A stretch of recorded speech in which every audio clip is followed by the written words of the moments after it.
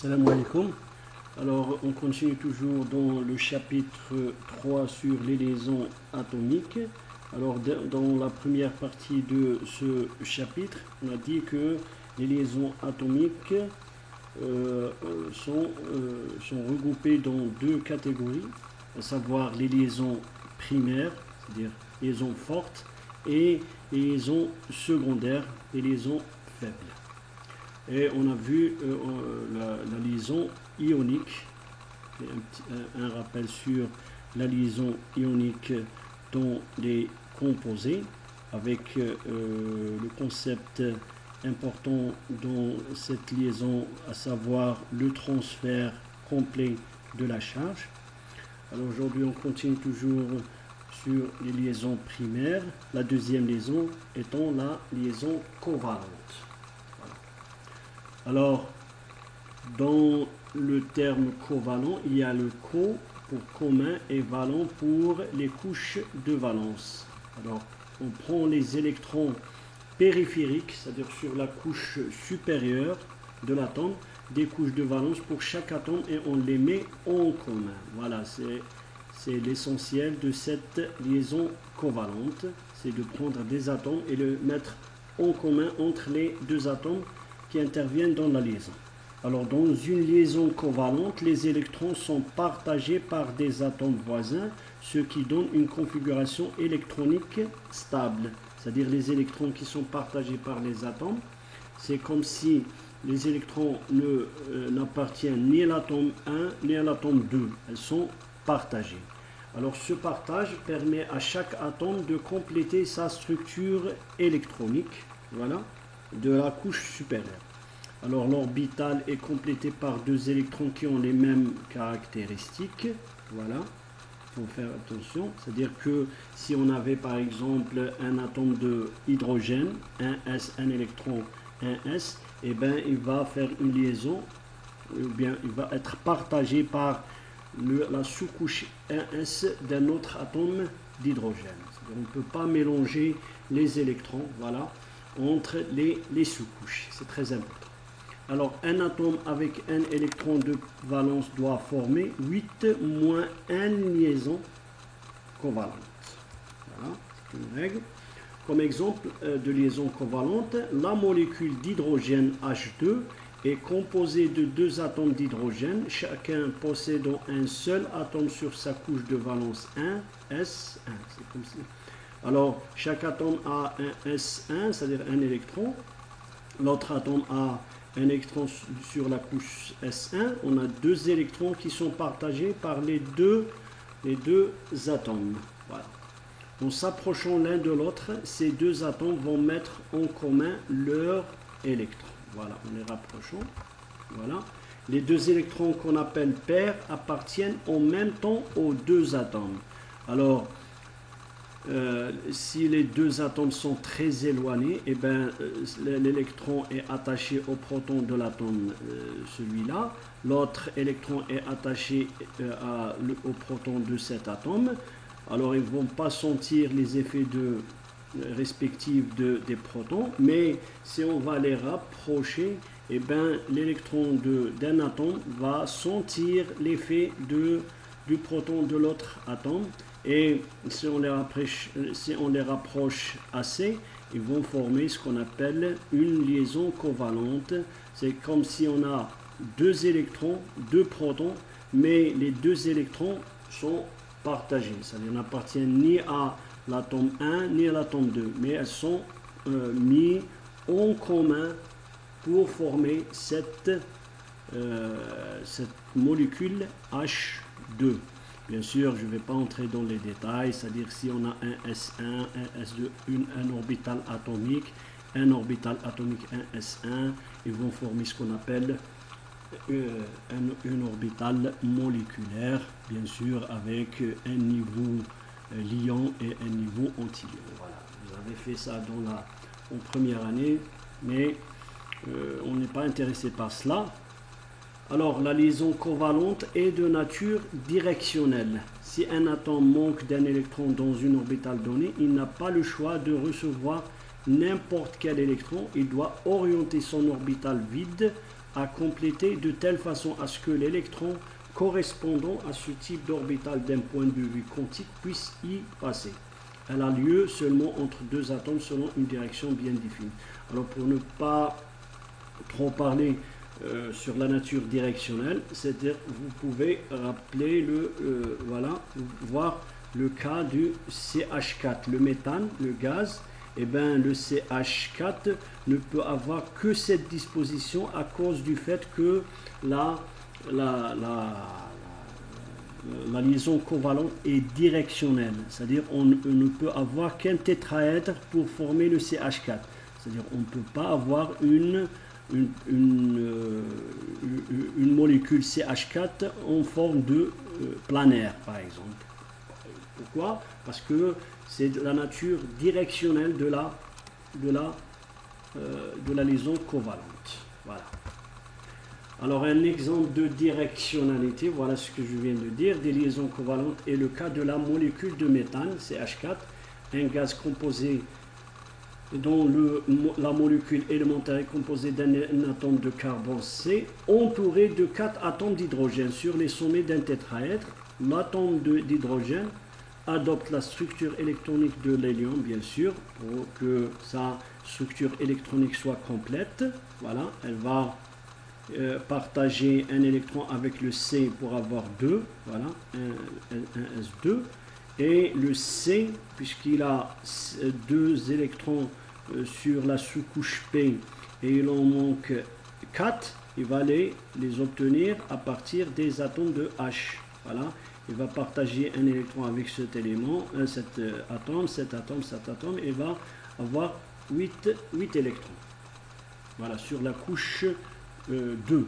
Voilà, 2 S2 et 2 P6. Voilà, il y aura 8 électrons. Voilà. Alors, l'éthylène, voilà, l'éthylène, le C2H4, vous avez deux atomes C et 4 atomes H avec une géométrie planaire, c'est-à-dire les 6 atomes sont dans un même plan avec un angle de 120 degrés et une liaison double ici. Une liaison double, parce que le C a besoin de 4 électrons. Il va avoir un électron de H sur celui-là, un électron de celui-là, et 2 électrons. Il va partager 2 électrons avec le carbone pour compléter sa configuration électronique de sa couche supérieure. Voilà. Alors l'éthylène a 2 atomes de carbone faisant des liaisons covalentes avec 4 atomes d'hydrogène, avec une géométrie planaire et un angle de 120 entre les atomes de carbone. Les 2 carbones font entre eux 2 liaisons avec 4 électrons en commun. Voilà, c'est ce que je viens de dire. Voilà, chaque atome a besoin de compléter sa configuration électronique supérieure et on aura cette forme-là. Voilà. Alors, un exemple de structure cristalline qui contient des liaisons d'hybridation. Alors, on va parler de ça.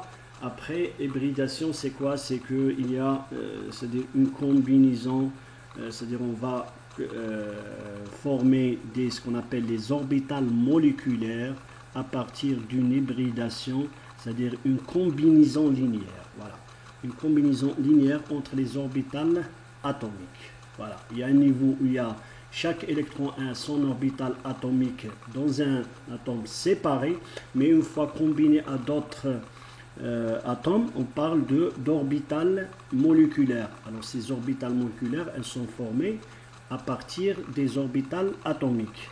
Et bien, parfois, pour expliquer, par exemple, pour expliquer la structure de CH4, on a besoin de ce qu'on appelle l'hybridation, c'est-à-dire une combinaison linéaire entre les orbitales atomiques pour former des orbitales moléculaires. Voilà, c'est ça l'essentiel de la chose. L'hybridation est celle du graphite qui a une structure hexagonale d'atomes de carbone C. Alors, c'est un exemple, voilà, parlant de l'importance de la structure physique d'un composé. Voilà. Physique, c'est-à-dire la structure et cristalline du composé qui affecte les propriétés physico-chimiques du composé. C'est-à-dire que vous avez le graphite et le diamant avec un atome de carbone. Voilà, le graphite c'est du carbone, c'est des atomes de carbone. Le diamant c'est des atomes de carbone. Je ne vais pas entrer dans les détails de la cristallographie du diamant. On va voir ça dans un chapitre qui va suivre. Mais juste pour vous dire que chimiquement les deux atomes ont les deux composés ont le même atome. Mais puisque ces atomes sont disposés de deux manières différentes dans l'espace, ça donne au graphite, au diamant, un aspect dur. Voilà, un aspect dur. Il est un matériau très dur, bien sûr avec une température de fusion très élevée. Et au graphite, un aspect moins dur, c'est-à-dire très fragile. Voilà. Dû à la disposition des atomes de carbone, voilà, au sein du composé. Bien sûr, les atomes sont liés entre eux par des liaisons covalentes. Voilà, c'est des liaisons covalentes. C'est-à-dire qu'il y a un partage d'électrons entre atomes afin qu'ils puissent remplir leur structure électronique supérieure. Voilà. Alors, dans une couche basale, les atomes de carbone ont des liaisons covalentes très fortes, alors que les liaisons entre couches sont faibles. Voilà l'aspect du graphite. C'est-à-dire sur une couche basale, c'est-à-dire sur la base, voilà, celle-là, les atomes sont reliés entre eux par des liaisons covalentes fortes. Mais entre deux atomes de deux niveaux différents, eh bien, les liaisons ne sont pas de nature covalente, mais de nature van der Waals, c'est-à-dire faible. C'est pour ça ce qui donne ce caractère fragile au graphite. Voilà. C'est la matière qu'on utilise dans les crayons pour écrire, alors que le diamant, toutes les liaisons sont de nature covalente. C'est pour ça qu'il est très dur. Voilà. C'est pour cette raison que le graphite est très résistant dans le plan, voilà, basal, et friable, c'est-à-dire qu'on peut facilement réduire en poudre, voilà, c'est une propriété friable, dans la direction perpendiculaire, voilà. C'est-à-dire c'est-à-dire les atomes sur un plan sont très fortement liés, alors que dans cette direction, c'est-à-dire la liaison entre ce C et ce C est faible. C'est-à-dire on peut casser facilement cette liaison. Ce qui donne le caractère friable au graphite, alors que dans les atomes du diamant, toutes les liaisons sont de nature covalente. Alors c'est pour cette raison que le graphite est très résistant dans le plan basal et friable dans la direction perpendiculaire. Alors des physiciens ont réussi à isoler une seule couche de graphite qu'on appelle graphène et qui a des propriétés mécaniques éblouissantes. Pourquoi? Parce que dans une liaison, c'est-à-dire dans un plan, toutes les liaisons sont de nature covalente. Elles sont très fortes, ce qui donne ce caractère dur à ce qu'on appelle, ce matériau nouveau, qu'on appelle graphène. Voilà.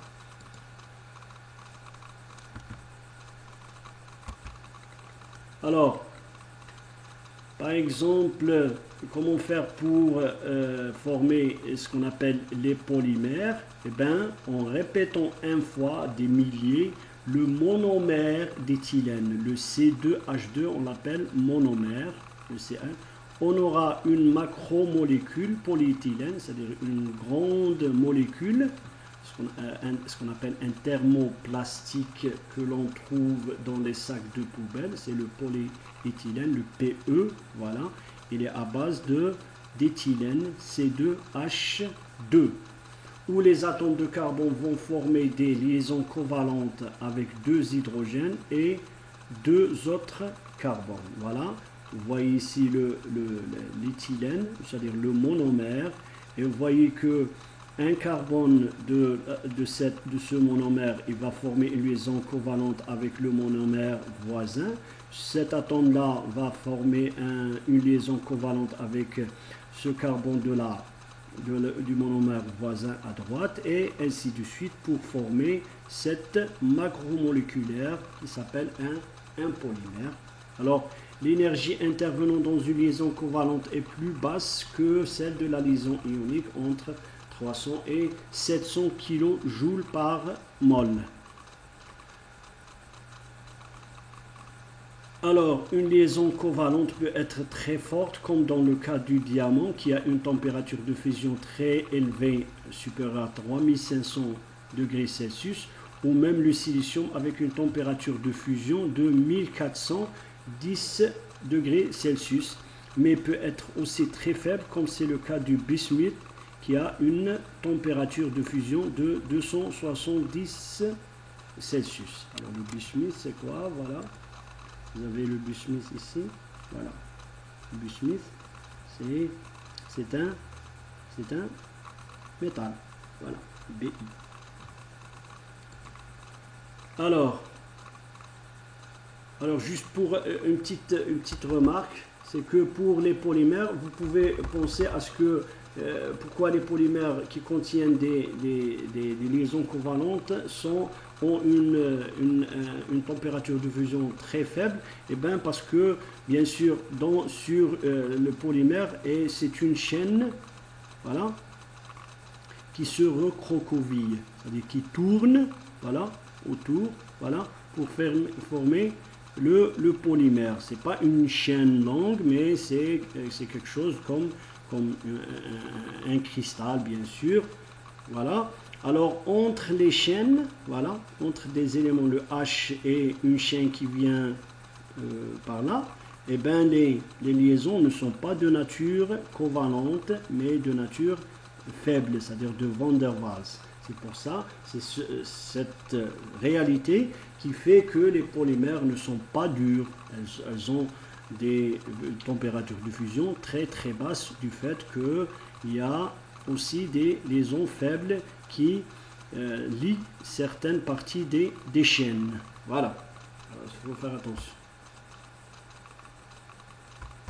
Alors, le matériau contenant ce type de liaison est fragile puisque l'électron n'est pas libre mais bloqué dans l'atome. Voilà, c'est-à-dire les électrons ne peuvent pas se déplacer le long, c'est-à-dire dans le matériau. C'est pour ça il est fragile. Bien sûr, il est dur, mais il peut se casser. Voilà, il peut se casser si on lui donne une énergie très parce qu'il n'a pas c'est-à-dire la possibilité d'emmagasiner cette énergie. Juste, j'anticipe un petit peu, mais voir par exemple un fil conducteur, eh ben c'est pas un composant fragile, c'est ductile. Pourquoi? Parce que il y a un autre type de liaison qu'on va voir après. Mais pour l'instant, retenez que les éléments, ou bien les composés qui recèlent des liaisons covalentes sont fragiles. Pourquoi? Parce que les électrons ne sont pas libres.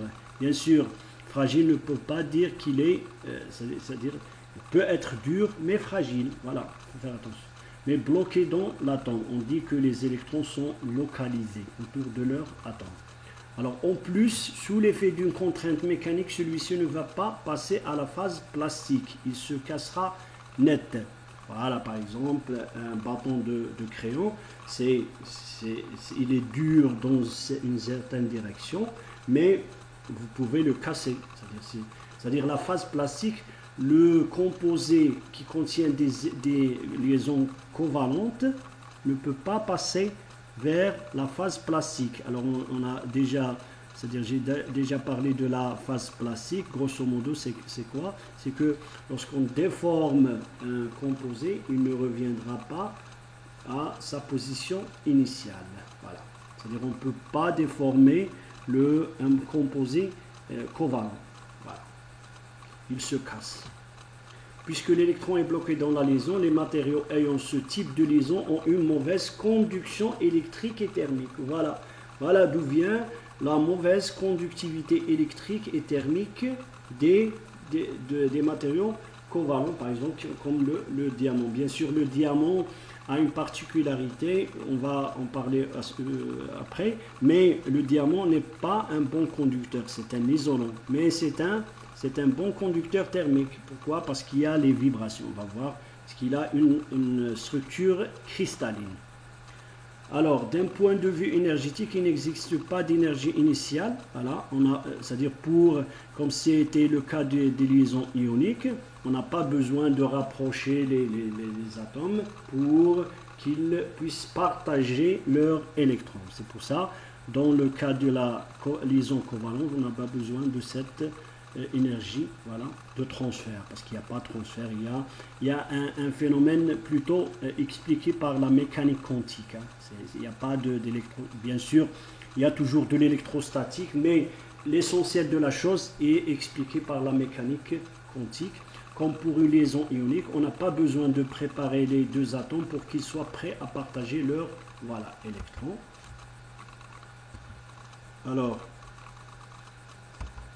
on a juste une énergie d'attraction qui s'écrit sous la forme, voilà, l'attraction entre charges positives et charges négatives, c'est-à-dire les charges positives dont là, par exemple, un atome, c'est les protons, les charges négatives, ce sont les électrons. Eh bien, il y a une énergie d'attraction entre les charges positives dans un atome et une charge négative dans un atome. Il y a une énergie de répulsion entre charges, c'est-à-dire entre nuages électroniques de polarité, de la même polarité, c'est-à-dire les charges négatives. Charge négative, il y a répulsion. Mais on ne peut pas dire que ce sont de nature coulombienne. Voilà, il n'y a pas. C'est pour ça qu'il n'y a pas la formule de Coulomb, mais juste une modélisation de cette énergie d'attraction. Voilà, une modélisation, parce que c'est-à-dire la liaison covalente, elle est de nature mécanique quantique. C'est pas électrostatique, mais c'est quantique. C'est pour ça qu'on a modélisé ces deux énergies. Voilà, moins parce qu'il y a attraction, plus il y a répulsion. Alors l'énergie que referme deux atomes en liaison covalente, c'est celle-là avec M et N qui prennent des valeurs entre 5 et 12 selon le composé. Voilà. Alors l'énergie de liaison covalente à la forme, voilà, il n'y a pas l'énergie constante de transfert de charge. Voilà. R étant la distance entre les deux centres des deux atomes de la liaison.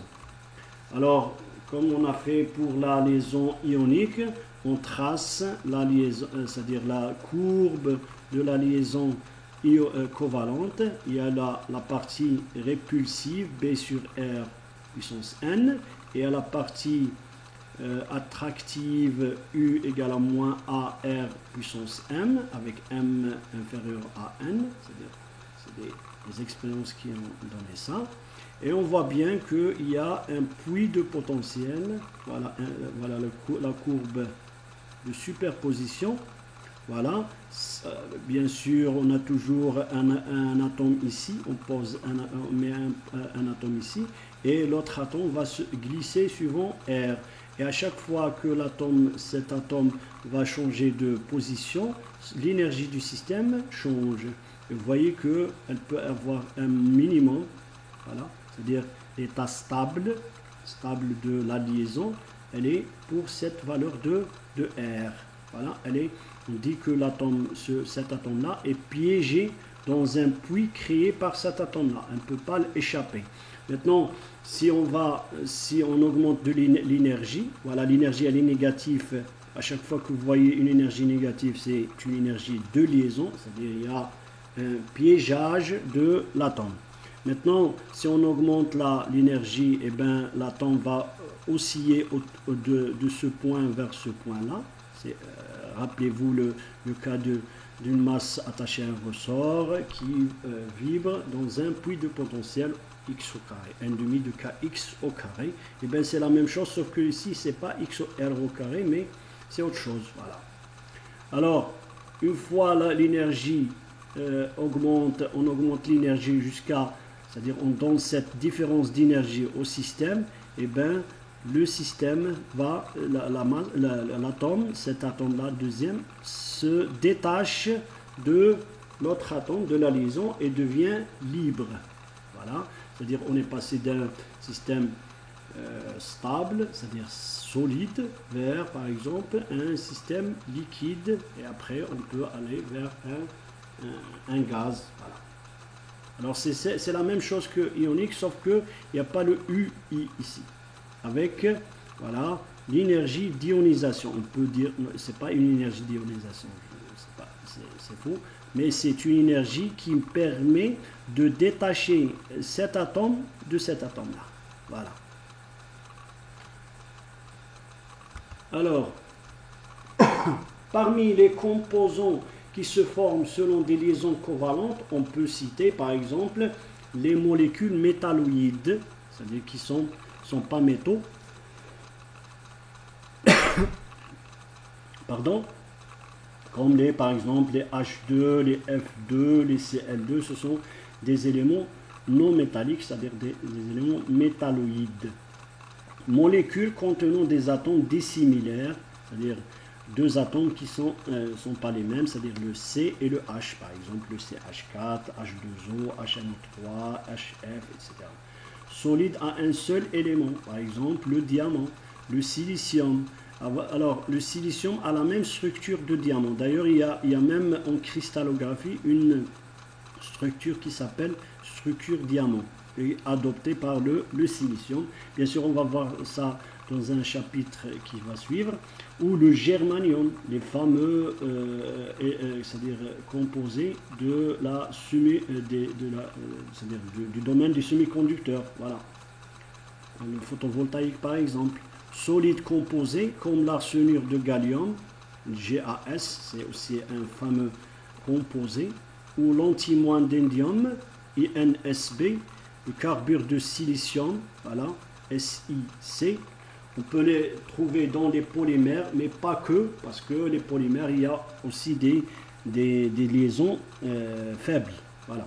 Des molécules et des macromolécules comme l'ADN qui ont plus des liaisons covalentes, voilà, contiennent des liaisons secondaires, ce qui fait qu'elles sont moins dures. Voilà. C'est-à-dire les polymères, il y a des liaisons covalentes et des liaisons faibles. Voilà.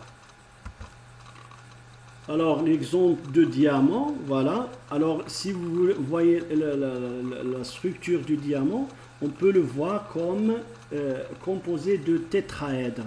C'est-à-dire, il y a un atome de carbone ici, un atome de carbone ici, un atome de carbone ici, c'est-à-dire un atome de carbone entouré de 4 atomes de carbone. Alors, j'espère que vous allez bien voir la chose. Eh bien, vous avez ici le diamant avec 8 atomes au sommet, 6 atomes au centre des plans, et aussi on a 4 atomes à l'intérieur du cube. Voilà, c'est un cube. Alors, vous avez cet atome-là qui est relié avec cet atome-là, bien sûr, cet atome, voilà, cet atome-là, et non pas cela, parce que celui-là est dans la face. Mais celui-là, voilà, suivez-moi, celui-là est, par exemple, à 1 quatrième, 1 quatrième, 1 quatrième. Voilà, suivant X, il est à 1 sur 4 la longueur. Suivant Z, c'est à 1 sur 4 la longueur. Et suivant X, il est à 1 sur... Bien sûr, ce cube est, bien sûr, est entouré de 8 cubes. Et bien, cet atome-là va faire une liaison avec cet atome, avec l'atome et 3 autres atomes des cubes au voisinage. Voilà. Vous pouvez voir la chose comme ça. Alors, voilà, c'est comme si on a le diamant qui est composé de tétraèdres avec 5 atomes. Un atome au centre et 4 atomes sur les sommets. Voilà.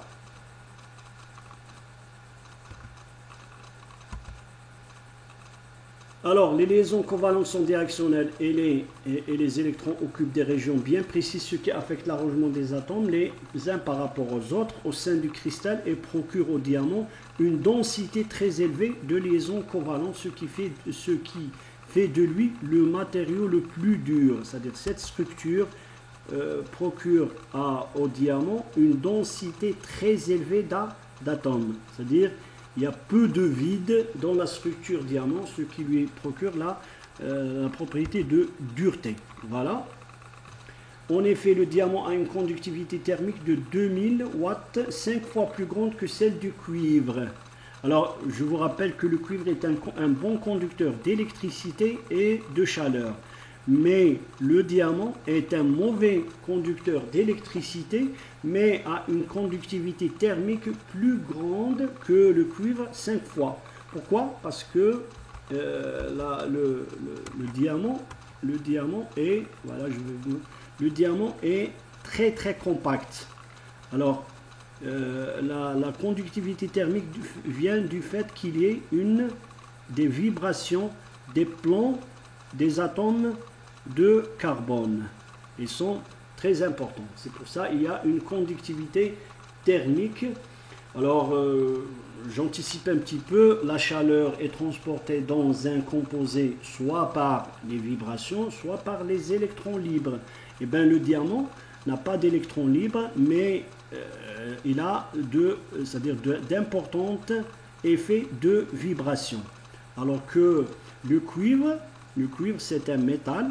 Il transporte de la chaleur parce qu'il y a les vibrations, c'est un cristal, mais aussi il transporte de l'électricité parce qu'il contient des électrons libres. On va voir la liaison métallique. Voilà. Mais pour l'instant, concentrez-vous sur là. Alors ça vous donne une idée sur la différence entre le diamant et le cuivre. Le diamant a une bonne conductivité thermique à cause des vibrations. Il a une mauvaise conductivité électrique parce que les électrons sont localisés autour de leur atome, alors que le cuivre a des électrons qui sont libres, c'est-à-dire il y a une possibilité que les électrons suivent une excitation électrique, et il a aussi une structure cristalline qui donne d'importantes vibrations, d'où, et bien sûr en plus des électrons qui vont transporter de la chaleur et de l'électricité, en plus des vibrations. Voilà. Sa conductivité thermique est due essentiellement aux vibrations du réseau, pas d'électrons libres pour transporter la chaleur. C'est ce que je viens d'expliquer. D'autre part, le diamant a un point de fusion très élevé, parce qu'il y a les liaisons covalentes. Il n'y a que les liaisons covalentes, contrairement au polymère où il y a d'autres liaisons de type c'est-à-dire faible, et qui font que les polymères ont un point de fusion très très bas. Voilà. Dû essentiellement à la disposition tétraédrique des atomes de carbone, mais aussi à la nature directionnelle des liaisons covalentes. C'est-à-dire, puisque les liaisons covalentes se sont formées de manière directionnelle, il est très difficile de les briser. Voilà. Le diamant est utilisé comme pièce principale dans les outils de découpage, en anglais cutting, les roues de polissage, polishing wheels, les outils de precision bearings. Voilà.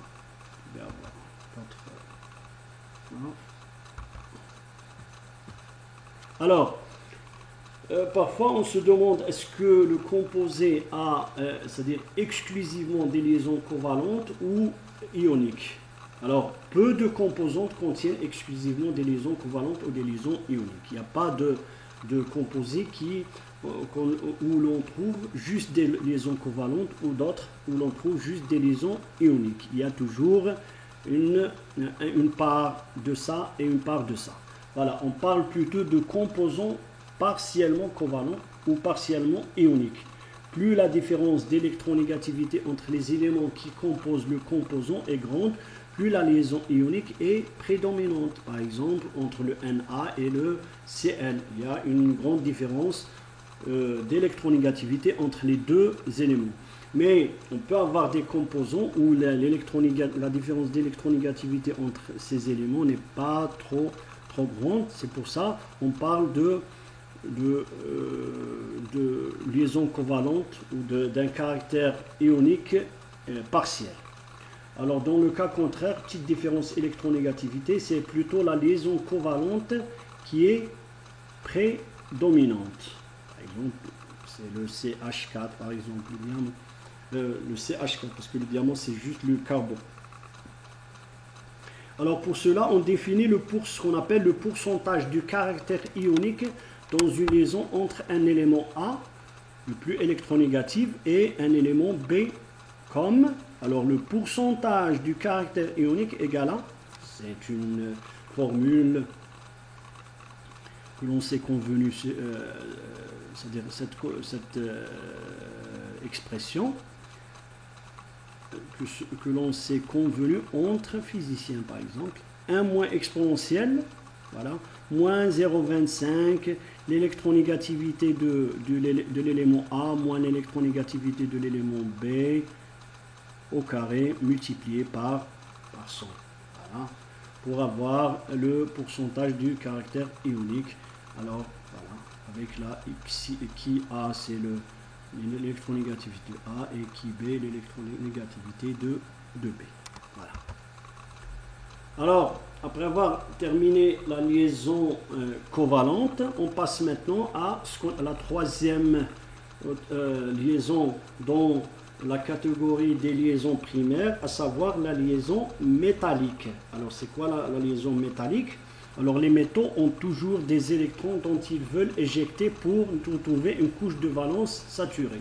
Vous voyez que c'est là toujours le moteur qui pousse les atomes à perdre ou à récupérer des électrons, c'est de voir leur couche de valence saturée ou complète. Alors, on sait de 1, 2 ou 3 de leurs atomes de valence, les atomes forment avec les électrons cédés ce qu'on appelle une mer d'électrons. Alors ici, il n'y a ni transfert total de charge, ni partage d'électrons entre atomes. Mais les électrons, c'est surtout, cela se passe dans les métaux. Les atomes plutôt qui forment, par exemple, dans un cristal, par exemple, le cuivre, eh ben, ils vont céder le 1 ou 2 ou 3 électrons et vont les mettre en commun par tout le cristal, c'est-à-dire ils vont former ce qu'on appelle une mer d'électrons. Voilà. Voilà, vous avez ici le cristal. Voilà. Vous avez les atomes qui ont perdu leur, par exemple, celui-là a perdu un électron. Bien sûr, si elle a perdu un électron, il devient un cation. Voilà. Et les électrons vont se mouvoir dans un bain, voilà, dans un bain électron. Ils vont former ce qu'on appelle une mer d'électrons.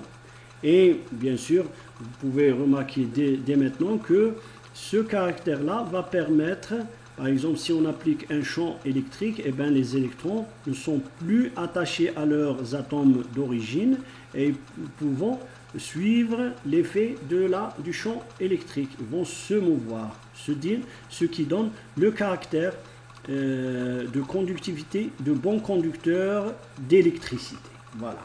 Alors la liaison métallique est non directionnelle. Voilà. Vous connaissez maintenant c'est quoi directionnel ou non directionnel.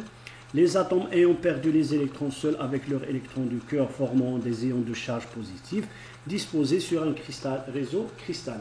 C'est-à-dire les électrons, puisque les atomes sont plus lourds que les électrons, eh bien, on ne peut pas les déplacer par un champ électrique faible, alors que les électrons, c'est-à-dire sont de masse très petite, vont se déplacer c'est-à-dire en les excitant par un champ électrique, ou même un champ magnétique. L'énergie intervenant dans ce type de liaison va de 68 à 850 kJ par mol. Voilà. Elle est plus faible que les liaisons ioniques. Faible et forte énergie, c'est-à-dire ça dépend. La conduction thermique aura lieu par ondes de choc qui permettent à la chaleur de se déplacer dans le matériau.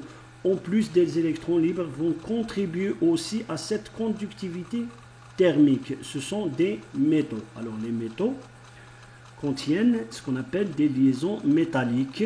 Alors, la conduction thermique, elle est due aux vibrations du réseau cristallin, mais aussi au mouvement des électrons. Il y a deux moyens pour transporter la chaleur à travers un composant. Bien sûr, les électrons sont libres, alors ils peuvent aussi transporter de l'électricité. Alors, quand les électrons ne sont pas bloqués dans le matériau, cela donne aux métaux la capacité de se déformer plastiquement. Voilà un effet du fait qu'il y a une liaison métallique et que les électrons sont libres à se mouvoir. Et bien, à chaque fois qu'on applique une sollicitation mécanique, c'est-à-dire pour tordre ou la déformer ou déformer le matériau, et bien, les électrons ne sont pas bloqués. Ils peuvent suivre le mouvement et c'est-à-dire éviter aux composants de se casser. Alors, il devient ductile. Alors, c'est comme ça qu'on explique le fait qu'un métal est ductile. Voilà, c'est parce que les électrons au sein du métal sont libres et peuvent suivre et anticiper toute sollicitation mécanique. Voilà. Bien sûr, à un certain point, même le métal va se casser. Voilà. Mais il a la possibilité d'emmagasiner cette énergie en son sein, voilà, pour, c'est-à-dire au moins, éloigner le temps de sa cassure. Voilà. Les métaux sont ductiles du fait que les électrons sont libres en son sein. Bien sûr, pas tous les électrons de l'atome, juste les atomes de valence. Il faut faire attention. Les atomes de cœur sont, c'est-à-dire à leur place, ne se déplacent pas. Voilà. Alors le tungstène, W, le symbole a une température de fusion de 3410, ce qui lui permet de faire concurrence avec le diamant en termes de température de fusion. Voilà, c'est que le tungstène est un métal, mais à une température de fusion très élevée. Voilà, à cause du fait que cette liaison, elle est aussi forte. Voilà, on ne peut pas, c'est-à-dire casser c'est comme les électrons vont jouer le jeu d'une colle qui va coller les cations les uns aux autres. Voilà, il faut se rappeler que la liaison métallique, c'est une liaison primaire, c'est-à-dire forte. Voilà. Alors par exemple, le mercure Hg a une température de fusion négative, voilà, parce que le Hg c'est un métal, mais il est liquide à température ambiante. Alors sa température de fusion, c'est-à-dire le passage du solide au liquide, est à moins 39, c'est-à-dire on doit faire descendre la température du mercure à moins 39 pour le solidifier. Voilà. Ce qui explique que la liaison métallique peut avoir des énergies faibles. Voilà, on peut avoir des liaisons métalliques avec des énergies faibles en dessous de 50 kJ par mol. Alors le fait que les électrons dans une liaison métallique sont libres entraîne une conductivité électrique et thermique considérable pour ce type de matériau. Bien sûr, parce que, comme je viens de le dire, la conductivité électrique, elle est due aux électrons libres. Thermique, elle est due aussi aux électrons libres, en plus des vibrations. Les atomes, lorsqu'ils vont être déplacés sous l'effet d'une contrainte mécanique, les électrons vont suivre leur mouvement en gardant ainsi la cohésion du matériau. Voilà. C'est-à-dire, c'est ça la source d'où vient le fait qu'un métal est ductile, c'est que les électrons vont se déplacer avec les cations et vont éviter aux matériaux de se casser. Ce sont donc des matériaux peu fragiles ou encore en opposition à la fragilité, ils sont hautement ductiles. La ductilité est la propriété de se former plastiquement, c'est-à-dire on aura une déformation sans pour autant revenir à sa position initiale, plastique, élastique et plastique. Voilà.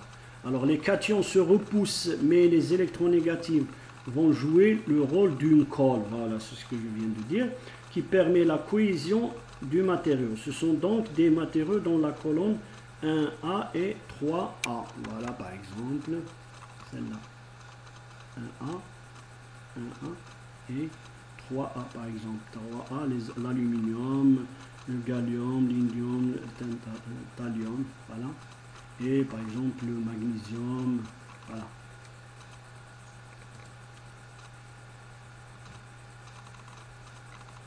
Alors, qui sont concernés par ce type de liaison. À 3A. De 1A à 3A. C'est-à-dire toutes ces colonnes. 1A jusqu'à 3A. En passant par les méthodes de transition. Voilà. De 1A à 3A. Alors, si les cations seront amenés à se déplacer sous l'effet d'une quelconque sollicitation, c'est-à-dire mécanique, électrique, magnétique, les électrons vont aisément suivre ce mouvement car libres dans le mouvement, d'où le comportement plastique de ces matériaux. Bien sûr, c'est ce que je viens de dire. Cette situation permet l'apparition d'une force d'attraction entre les ions et les électrons libres, ce qui entraîne une grande cohésion du matériau et lui procure des propriétés mécaniques telles que la résistance, et les résistants parce que c'est une liaison primaire, la malléabilité, on peut le déformer, la ductilité, c'est-à-dire on peut l'étirer pour former des fils, par exemple le cuivre, une certaine luisance, voilà, c'est-à-dire il est luisant, il dégage une lumière, mais aussi une grande conductivité électrique et thermique, je viens de dire. Par exemple, l'aluminium est capable d'éjecter 3 électrons.